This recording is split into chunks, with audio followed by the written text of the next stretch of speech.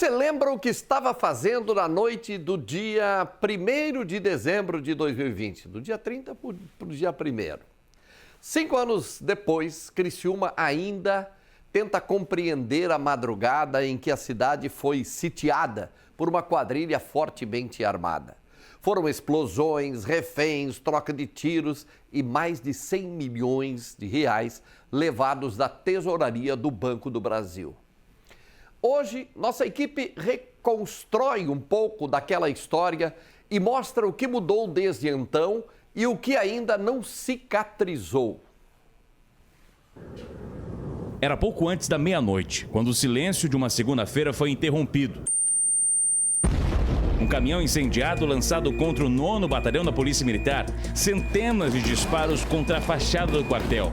Ruas bloqueadas, miguelitos espalhados pelo asfalto e criminosos em pelo menos 10 veículos de alta performance, quase todos blindados. Começava ali a ação mais violenta e mais complexa da história recente de Santa Catarina. Ações essas premeditadas há pelo menos um ano, para que os assaltantes chegassem até essa localidade, a Avenida Getúlio Vargas com a Rua Lauro Miller, local esse da Tesouraria Regional do Banco do Brasil. Por aqui a expectativa de um assalto de mais de 100 milhões de reais, que foi, depois confirmado, chegando à casa dos 125 milhões de reais. Isso, com esse valor e esse grande montante, fez com que o assalto aqui em Criciúma se tornasse o maior assalto da história do país. O assalto cinematográfico a um banco da cidade de Criciúma, em Santa Catarina. Madrugada de horror em Criciúma. Criciúma, em Criciúma, Santa Catarina. O delegado Anselmo Cruz e o promotor Ricardo Leal são os dois responsáveis por nos ajudarem a relembrar essa história. Ambos participaram ativamente desde os primeiros momentos em que o crime aconteceu. A fuga começou por volta das 2 da manhã em direção a Nova Veneza, onde 10 veículos de luxo foram abandonados em um milharal. Mais de R$1 milhão ficaram espalhados pelas ruas. Naquele cenário, imediatamente, umas providências de isolamento do local, até porque se identificou a presença de grandes quantidades de explosivos, não só de frente à agência, mas havia risco dentro também e nas imediações, inclusive 2 quarteirões de distância do local em que bombas foram deixadas armadas, artefatos explosivos que foram preparados pelos criminosos, possivelmente para alguma emboscada, alguma coisa nesse sentido. No outro dia, quando amanheceu, a gente viu que o sentimento da cidade, falo agora como morador, era de uma cidade que estava arrasada. A população mesmo se sentia perplexa, sem entender, sem saber o que aconteceu naquela noite. O que tivemos naquele episódio é o que a gente chama na segurança pública de domínio de cidade. Diferente de um assalto, conhecido como Novo Cangaço, alguma coisa numa cidade do interior, com uma pequena quantidade de criminosos, local com efetivo policial menor, esse tipo de ação, que já foram mais de 20 pelo país desde 2018, até o ano retrasado, na verdade. Depois daquela madrugada, começou uma das maiores operações de investigação da história recente do estado.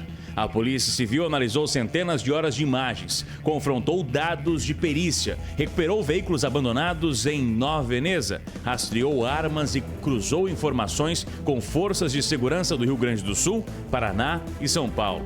O inquérito somou milhares de páginas e ajudou a desmontar, peça por peça, a estrutura da organização criminosa por trás do ataque. Foi um trabalho que exigiu técnica, integração e estratégia e que abriu caminho para a responsabilização dos envolvidos. Tivemos 2 linhas de trabalho, foram 2 depois uma unificação. Exatamente, foram 2 inquéritos que foram instaurados, um que foi o inicial que apurou a ocorrência de uma organização criminosa, propriamente dita, e com o desenrolar das investigações, chegou-se até o roubo. Então, no primeiro momento, 16 pessoas foram denunciadas, na segunda foram 12. Tinha, inclusive, uma soma rápida, chega a quantos anos essa? Uma soma rápida que eu fiz por cima foram 504 anos de penas privativas de liberdade entre reclusão e... O senhor já visto algo do tipo? Não. São penas em caso dessa natureza, não. Uns pegaram 51 anos, 36 anos. É a pena proporcional ao fato. Mesmo com as condenações, o trabalho não parou. A Polícia Civil segue avançando em frentes paralelas para identificar outros envolvidos e rastrear possíveis conexões interestaduais. Novas diligências, quebras de sigilo e análises complementares ainda estão em andamento, porque a dimensão da quadrilha ultrapassa o grupo já condenado. E é justamente por isso que a investigação não foi encerrada. Tivemos por trás dessa ação o primeiro comando da capital, o PCC, isso também comprovadamente dentro dos autos ali, com vários dos condenados de alto escalão dentro dessa facção criminosa e que infelizmente sabemos que já movimenta milhões diariamente com relação à lavagem de dinheiro. Neste caso de Criciúma, acabou recebendo só um aporte a mais, digamos assim. Só que aquela noite foi além do terror para a população e do impacto financeiro. O cabo Jefferson Luiz Esmeraldino tentou proteger colegas e moradores que estavam na região. Ele foi atingido no abdômen. Socorrido às pressas, passou por cirurgias, lutou pela vida durante semanas. Hoje, 5 anos depois, Esmeraldino vive acamado, totalmente dependente da família.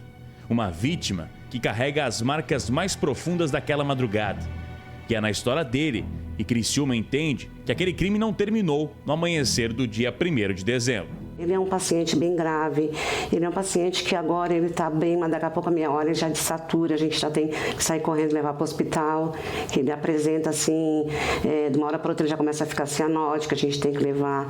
A gente está sempre envolvida com ele, né? Hoje o Estado paga a empresa de multiprofissionais de saúde que cuidam 24 horas do cabo, que está acamado. Entretanto, gastos que seriam comuns são pagos pela família e principalmente pela mãe, já que a dona Sandra é quem administra tudo, para não faltar cuidados ao filho, que naquela fatídica noite foi um herói. Para quem é mãe vai estar assistindo, se bota ou tenta se botar na situação da senhora, como é que foi para encontrar força para tudo isso? De onde veio essa força que a senhora tem? Porque a senhora nos recebeu aqui com uma força que me chamou muita atenção. Olha, essa força com certeza vem de Deus. Vem de Deus e vem do ser mãe, né? Vem do ser mãe, que é uma força inexplicável, é um amor inexplicável, que só quem é mãe, que tem mães e mães, né? Eu sou uma dessa mãezona que procuro buscar força até nele mesmo, né? Porque ele é meu exemplo de vida. Se Deus deu para mim, é porque é meu, é para mim. Ele me deu 2 vezes o direito de ser mãe dele.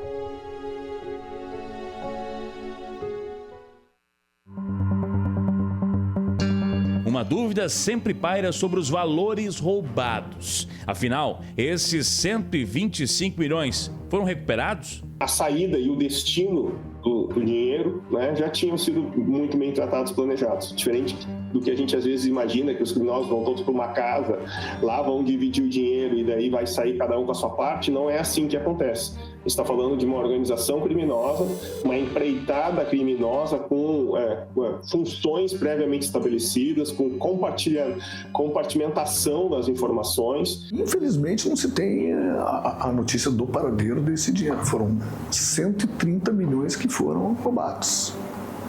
130 milhões que as investigações ainda, creio que ainda estão em andamento para tentar se descobrir onde possa ter ido, né? Se ainda foram aplicados uma lavagem de dinheiro, uma compra de imóveis ou remetidos para outro lugar, enfim.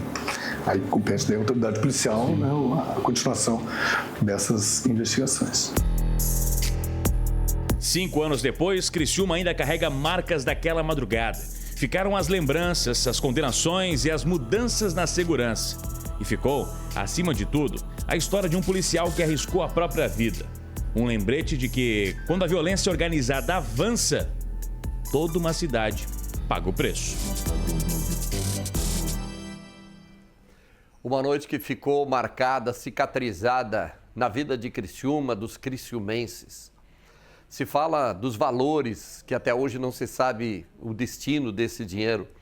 Mas quando se enxerga, quando se vê uma imagem como essa que nós vimos do guerreiro Jefferson, que enfrentou essa situação e a imagem como está hoje, essa questão de valores fica absolutamente relegado a um segundo plano.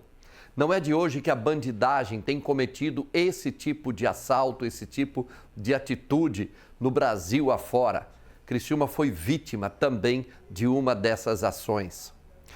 Numa noite em que policiais tiveram que agir de maneira muito rápida para tomar decisões que mais tarde se mostram foram assertivas, não enfrentaram, não bater de frente com essa bandidagem que estava fortemente armada. Criciúma jamais vai esquecer essa noite fatídica lá do dia 30 de novembro para 1º de dezembro do ano de 2005.